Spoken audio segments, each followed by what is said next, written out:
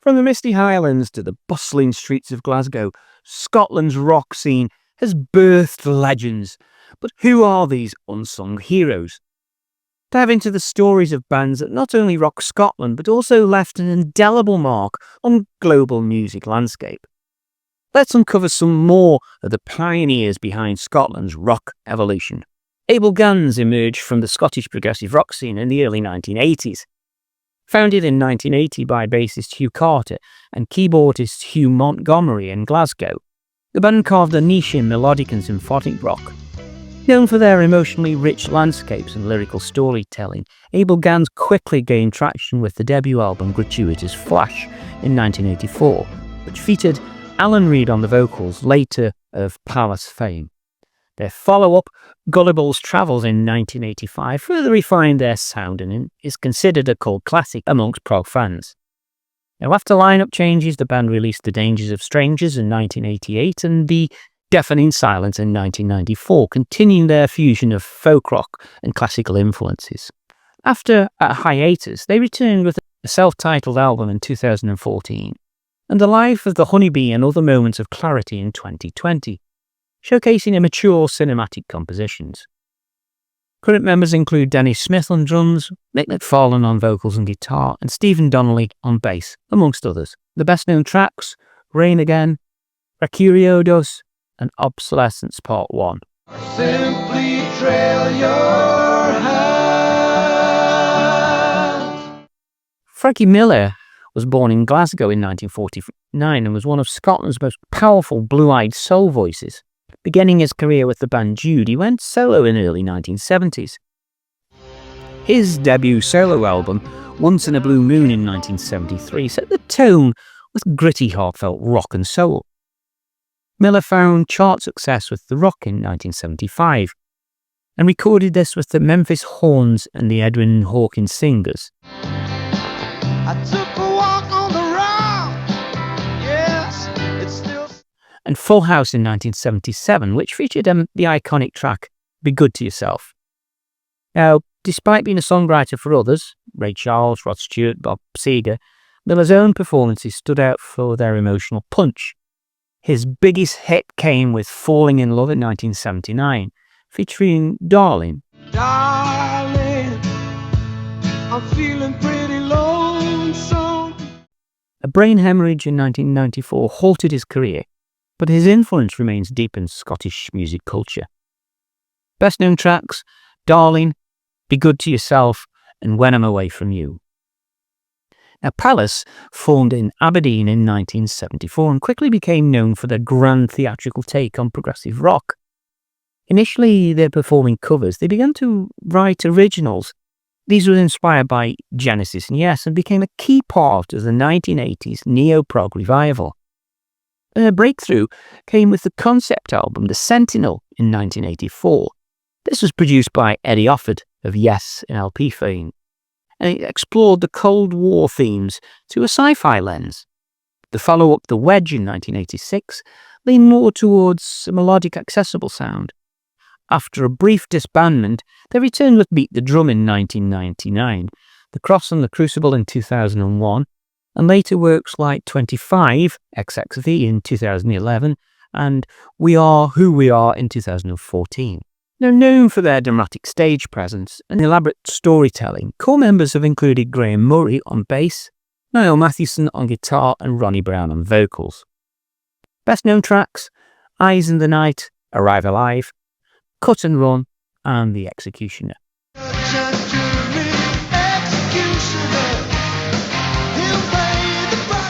The band Writing on the Wall were one of Scotland's earliest hard, psycho and pro-metal acts. These were formed in Edinburgh in 1966, and the band made their mark with dark, fuzzy riffs and eerie lyrics, anticipating the heavy psych and occult rock movements. Their only official studio album, The Power of the Picks in 1969, is now a collector's gem and has been reissued multiple times. It blended bluesy guitar work with apocalyptic imagery, especially on tracks like It Came on a Sunday and Aries.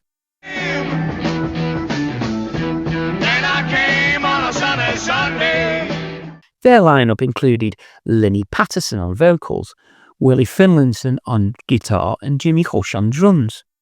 Now, despite disbanding in the early 70s, they left behind a strong cult legacy with archival material and bootlegs surfacing all over the place and over the years. Now, they are often cited as pioneers of Scottish underground heavy rock scene. Best known tracks: Aries, It Came on a Sunday, and Shadow of Man. Giant mushroom clouds changed to velvet-coloured raindrops. The band Teenage Fan Club were formed in Bells Hill, near Glasgow in 1989, and these enjoyed blending jangly guitars and melodic harmonies with a strong indie rock ethos. Founding members Norman Blake, Raymond McGinley, and Gerard Love shared songwriting duties, giving the band a richly varied sound. Their breakthrough came with Bandwagon-esque in 1991. This was hailed by Spin magazine as the album of the year over Nirvana's Nevermind. They followed this with 13 in 1993, Grand Prix in 1995, and Songs from Northern Britain in 1997. This solidified their status as alternative icons. Their sound evolved to include lush arrangements and introspective lyrics. The lineup has changed slightly over the years, but Blake and McKinley remain central. Known for heartfelt songs and understated brilliance, they remain critical darlings in both the UK and US indie scenes. Best known tracks: The Concept, Sparky's Dream, and Ain't That Enough. It's gonna fly. Always try to keep. The Silencers formed in 1986 when Glasgow-born singer-songwriter Jimmy O'Neill teamed up with guitarist Char Burns, formerly of Fingerprints, blending new wave, rock and Celtic influences. And they released their debut, A Letter from St. Paul, in 1987, which featured the European hit Painted Moon.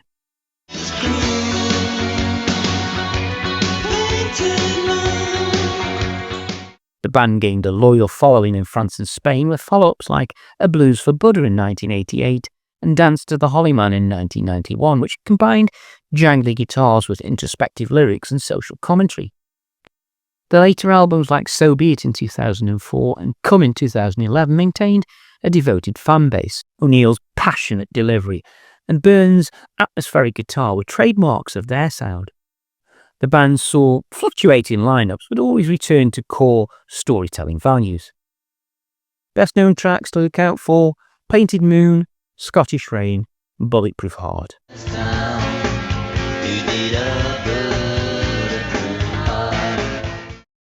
A band that's proved very popular in suggestions is called Runrig, and they formed in Skye in 1973 by brothers Callum and Rory MacDonald. These redefined Celtic rock with the emotive Gaelic lyrics and sweeping anthemic sound. Starting as a Gaelic band, they evolved dramatically with albums like The Highland Connection in 1979 and Recovery in 1981, which tackled Scottish identity and politics. The arrival of singer Donny Munro in the 80s brought powerful vocals to albums like Heartland in 1985 and The Cutter and the Clan in 1987, the latter bringing them into UK Top 40. Bruce Guthrie replaced Munro in 1997, leading the band through a new era with albums like The Stamping Ground in 2001 and Everything You See in 2007. Their farewell concert in 2018, The Last Dance, really was known as a national event. Best known tracks: Loch Lomond, Alba, and Hearts of Olden Glory.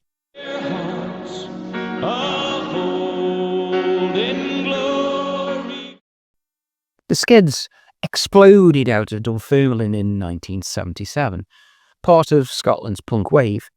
Led by charismatic frontman Richard Jobson and the innovative guitarist Stuart Adamson, later of Big Country, they mixed post-punk aggression with poetic lyricism. Their debut album, Scared to Dance in 1979, featured Into the Valley, a Scottish punk anthem. Follow-up albums, Days in Europa in 1979 and The Absolute Game in 1980, expanded their sound with militaristic drums and art rock influences.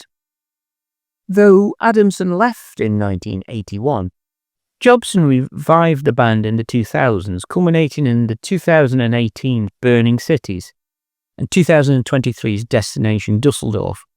The Skids are often cited for their political edge, working-class spirit, and soaring guitar work.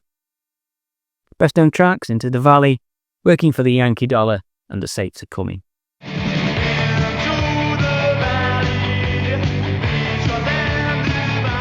Another popular selection were the Average White Band, founded in Dundee in 1972, and these are Scotland's most successful funk and soul export.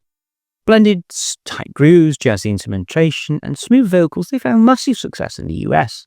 Their breakthrough came with the self-titled AWB, also known as the White Album, in 1974, featuring the Grammy-nominated hit Pick Up the Pieces. With albums like Cook the Cake in 75 and Soul Searching in 76, and Shine in 1980, they toured with the likes of Earth, Wind and Fire and Marvin Gaye. The classic lineup included Alan Gorrie, Hamish Stewart, Roger Ball and the late Robbie McIntosh. Though members changed over the decades, Gorrie still tours with the band today. AWB proved that Scottish bands could groove just as hard as any American act. Best known tracks to look out for: Pick Up the Pieces, Cut the Cake and Let's Go Round Again.